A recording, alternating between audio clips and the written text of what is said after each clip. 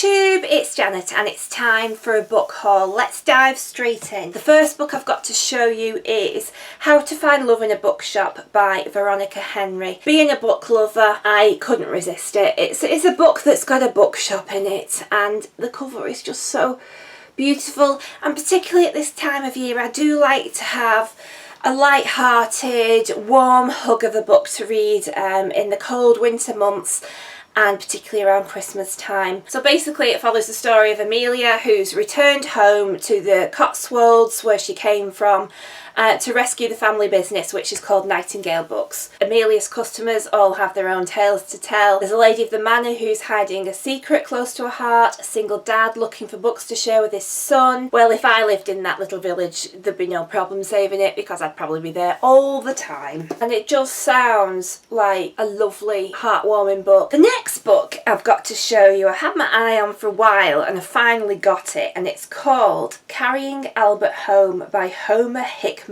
which is a fabulous name in itself. It's got the most beautiful cover. So this book is set in 1930s America during the Great Depression. It says Elsie Lavender finds herself back where she began, living in the coal fields of West Virginia, married to Homer, one memento of her halcyon days in Florida, a baby alligator named Albert. Then one day her husband's stoical patience snapped, it's me or the alligator. Elsie decided that there was only one thing to do, carry Albert home. And so began their odyssey, a journey like no other, where Elsie, Homer and Albert encountered everything from movie stars and revolutionaries to Ernest Hemingway and hurricanes in the struggle to find love, redemption and a place to call home. And so it just sounds fabulous, you know, just driving around America with an alligator as a pet. Sounds nice and quirky. I love a bit of a quirky book. The next book I've got to show you is The Last Runaway by Tracy Chevalier, the author who wrote Girl with a Pearl Earring, which if you haven't read it, you should read it.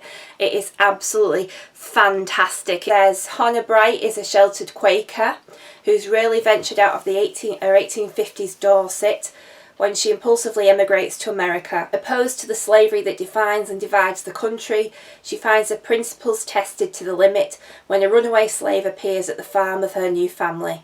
In this tough, unsentimental place where whiskey bottles sit alongside quilts, Anna befriends two spirited women who will teach her how to turn ideas into action. So I love a nice bit of historical fiction, and in Tracy Chevalier's hands, you know, you're in for a really good read. The next one I've got to show you is probably the book that a lot of people, if not everybody, seems to have read, and this is City of Bones by Cassandra Clare. And this is, I believe, the first in a Shadowhunters series. I think there's quite a few of these books, and I thought it was about time I read it and got into this series. I actually don't really know much about it. I've just quickly glanced in the back and it seems like it's about vampires and werewolves, so that sounds good enough for me. So I don't really want to know too much about it. I'm quite happy to dive in.